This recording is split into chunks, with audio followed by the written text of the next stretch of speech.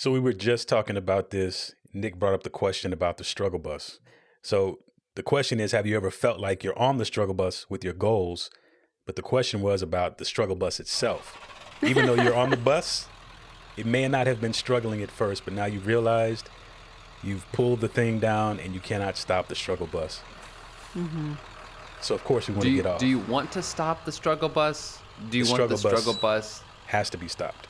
Okay, so yeah, the metaphor is. And strange. would you be getting off to try to find a better bus, or are you calling an Uber at that point? Well, I would like to call the midnight bus. What's it called on Harry Potter? The the midnight train to Georgia. No, Yep. No, I don't want to be on that one for sure. We actually want to get you into the driver's seat so you don't have to ride the bus. That's the goal. Absolutely. That is, yes. Slide into a Tesla or something. I own the bus. That's right.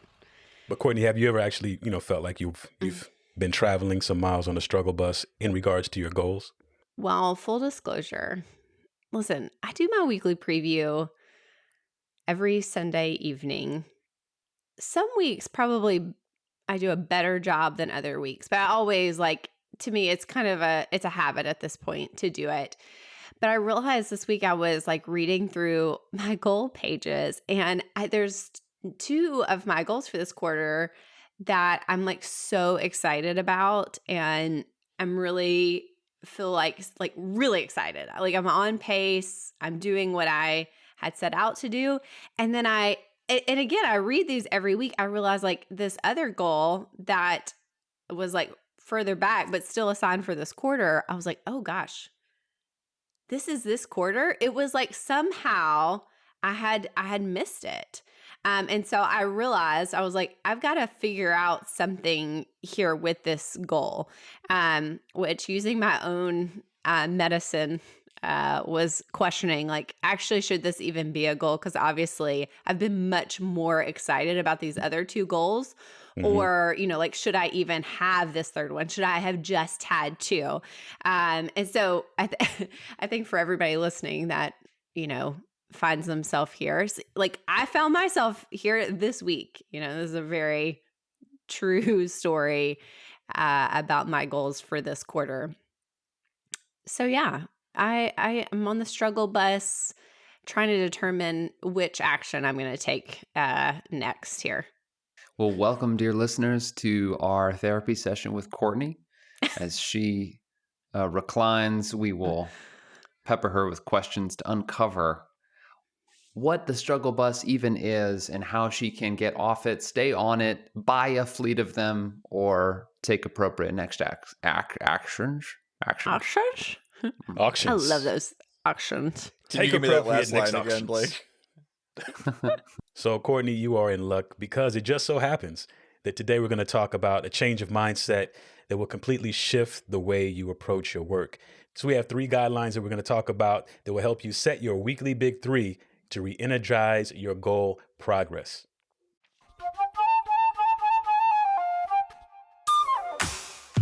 Welcome to another episode of Focus on This, the most productive podcast on the internet.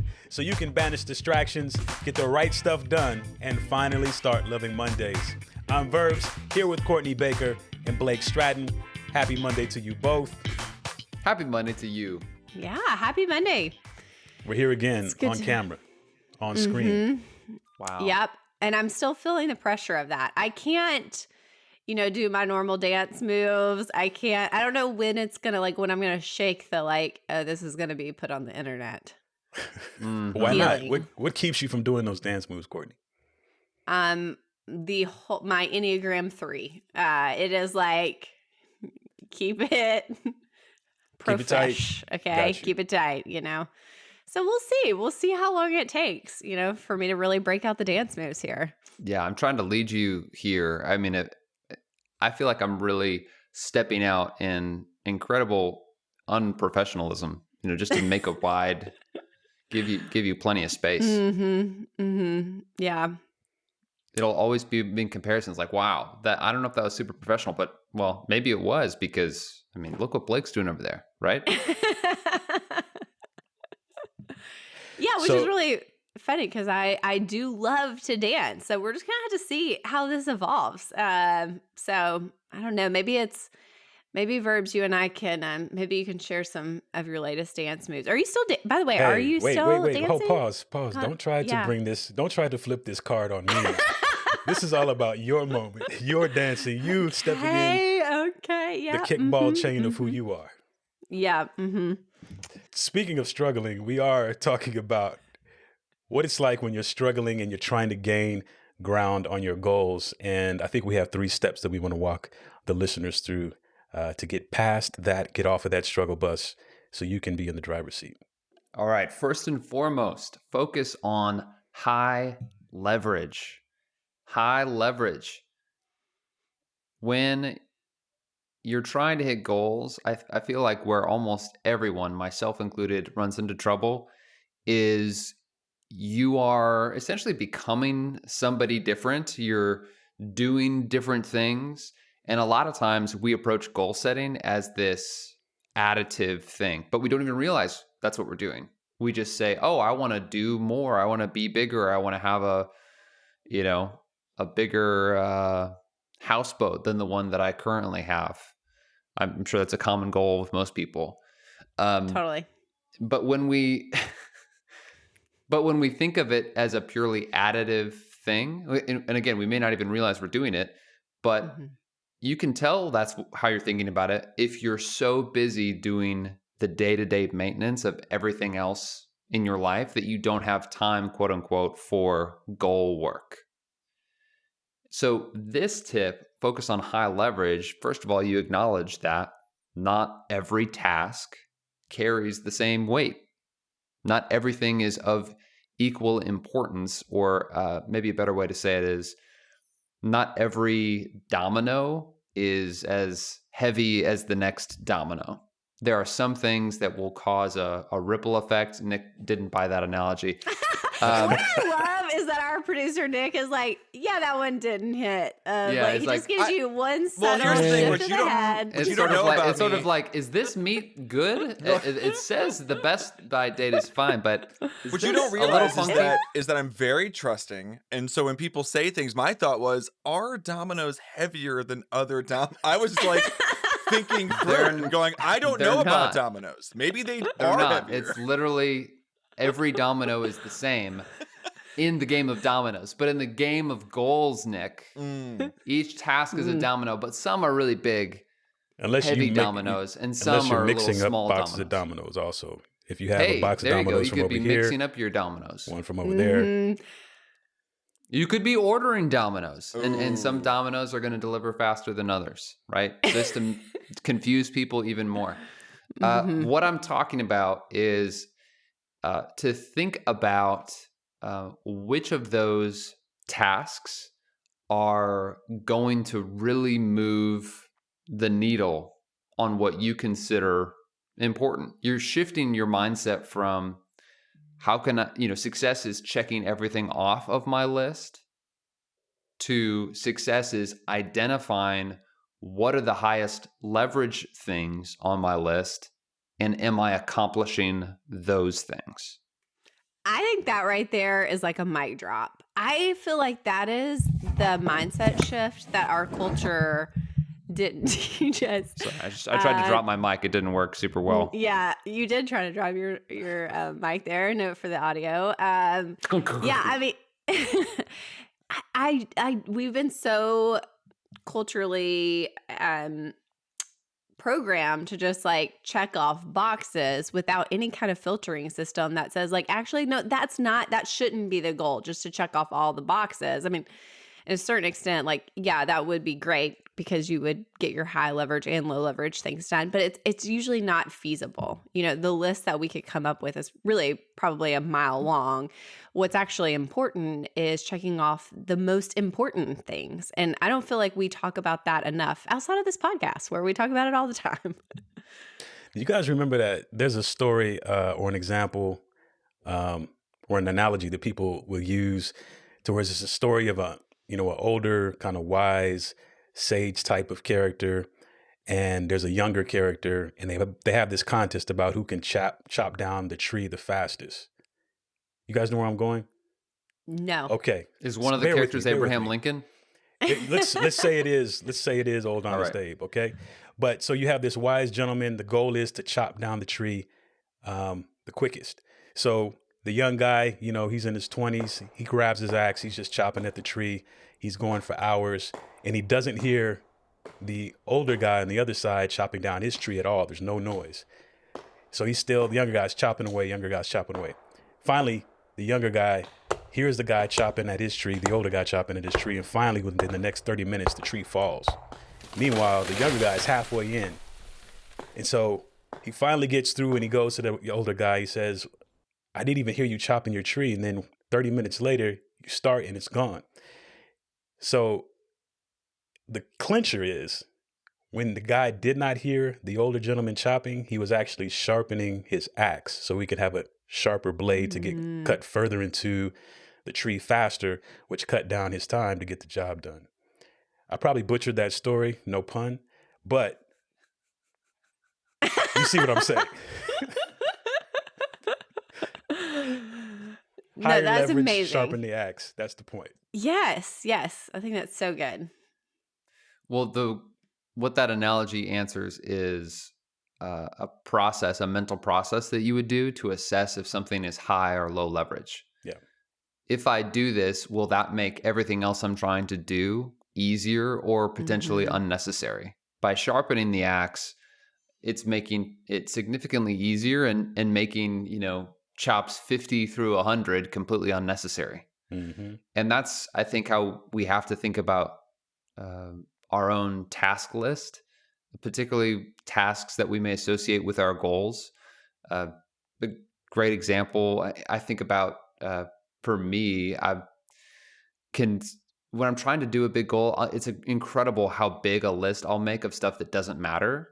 But when I look at that stuff that I feel like I've got to do, usually it's stuff that feels really comfortable or that I've done before or that is not vulnerable to failure in some respect. But oftentimes the highest leverage things are those things that are vulnerable to failure, meaning I haven't done it before or I don't know exactly how that's going to go, but usually they're pretty simple. So high leverage doesn't even mean hard or takes the longest.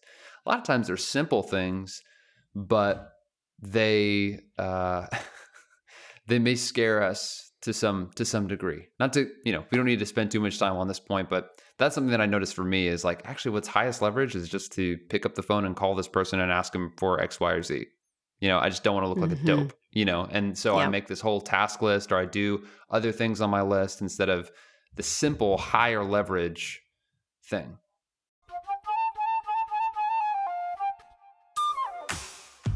Okay, so the second step to think about when you're struggling with your goals is to focus on the next steps. And I think a lot of times when we think about our goals, we think about the entirety of the goal. We're like all the things that have to be done to actually accomplish the goal. And really what we need to do is focus on just what is the next step. And anytime I think about this, I don't know about you two, but it makes it so much easier. I actually do this when I do my weekly preview, which is kind of funny how I got in this spot with this one goal that I was like, where did you come from? Is, like, what is the next step? For me, I find so many times that it's like the tiniest thing needs to be done to get the ball rolling down the hill. Usually it's like a phone call, an email. I need to do like a tiny bit of research to get clarity about this next step. I can think of a goal this year that I'm pursuing and that I think I shared in a previous podcast. And I needed to text a friend to get some recommendations for someone to work with to help me with this goal. And that was the first step. But I kind of like the first 2 weeks kind of was like stalling. And I was like, all I have to do is do a text. Like it's a simple first step to get this going. Either of you kind of fall in this trap? Yeah. I mean, I think even with that, it's like, all right, well, if she sends me recommendations, then I got to go vet those recommendations, even though, they're kind of coming to you maybe pre-vetted already, but you feel like the extra work of having to do that vetting process to really find the one that's going to fit your situation, you can tend to, procrastinate on that as well. Because it's like, all right, well, I want to do this properly. I don't have time to do it right now. When can I do it? I don't know. let me set it aside and come back to it later. So Meanwhile, what you're saying is you start like planning out instead of just like, okay, here's the next step. It's like, oh, I'm going to get that next step. And then that next step is this is next step and next step, next yeah, step, next step. it's And like, again, then you're back to looking at the goal in its entirety versus just the tiny little thing that is going to get the thing going. exactly, because your hope was get a recommendation. That's your step to really get the ball moving.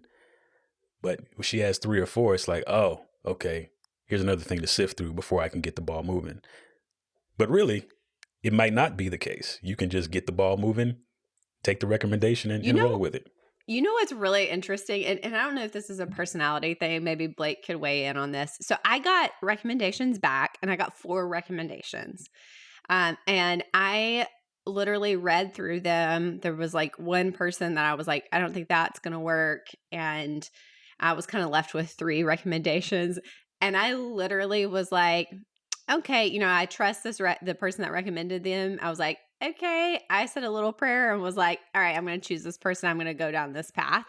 And if it doesn't work out, I'll turn around and you know, pick somebody else. So I think the tip here again is just like keep it simple. Just focus on the next step if you find yourself on the struggle bus with one of your goals.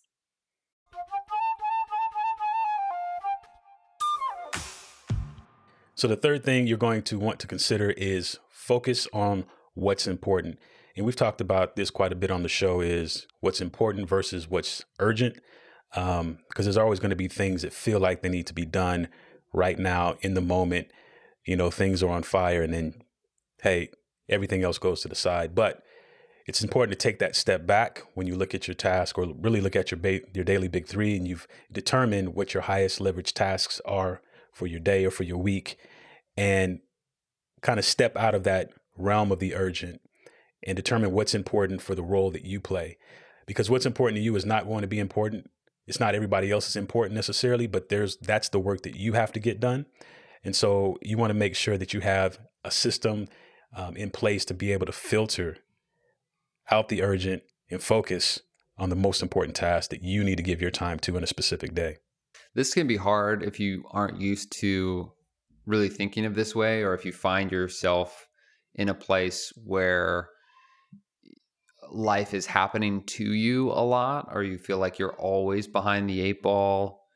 This may not come off very well, this tip, because you're like, but there's so much and I'm so behind and everything's so urgent. It's one of those things that's, I think, hard to sort of get started, but the more that you consistently focus on what's important, the less in your life will feel like really urgent. And the more you continue to focus on the urgent, the less you'll feel able to accomplish what's really important in your life. So you kind of have to start that trend at some point. Verbs, you or Courtney, do you guys have any, I don't know, examples or kind of feedback of how you even identify urgent versus important? Well, I think there's, you know, we have several tools that I think really help with this. And sometimes I feel like these systems are so ingrained into our process with how we work and our, you know, everybody in our company uses these, that sometimes it's almost difficult to like peel those out and see like, oh, that's the reason that works like that. We talk about the Eisenhower matrix quite a bit, and you'll find a lot of the teaching on that in Free to Focus.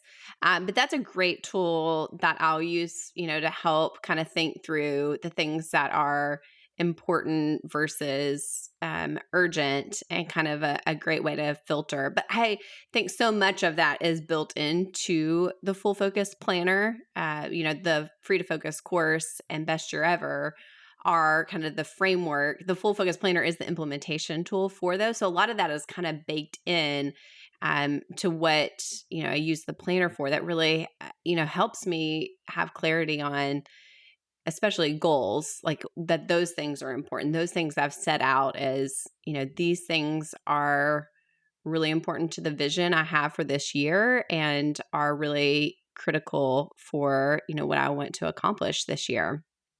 Courtney, can I ask you this? Because inevitably this question often comes up about, and maybe you listening are in this position to where you feel like your agency is limited on the structure of your day. So even though you may have predetermined high leverage tasks for your week that you may have identified, during your weekly preview process, something happens within that week on a Tuesday or Wednesday to where you feel like this is going to get derailed and I have to focus on something that is urgent, but you feel like you don't, again, have that agency to continue to focus on what you've deemed as important, but now you have to respond to the urgent. So I'm just wondering about how you deal with that from a chief marketing officer kind of role of how you communicate that downward.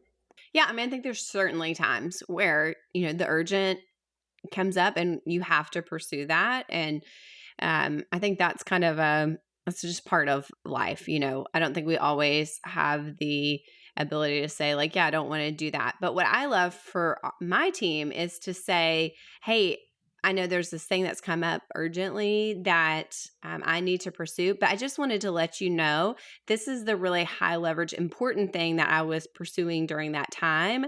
I just wanted to make sure that we're in alignment, that this needs to be done ahead of that thing.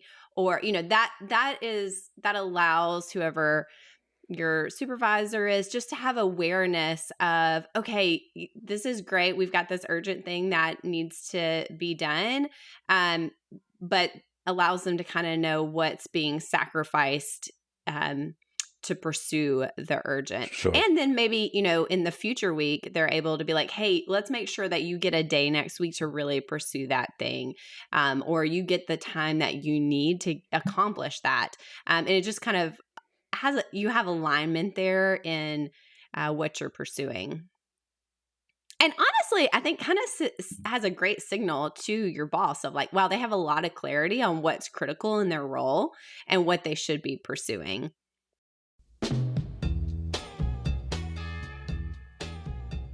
So the fact of the matter is, it can be frustrating to have your goals bottlenecked or sidelined because of competing work. But the good news is that can change. Through the power of the weekly Big Three, you can make progress on your goals by focusing on high leverage work, next steps, and what's important.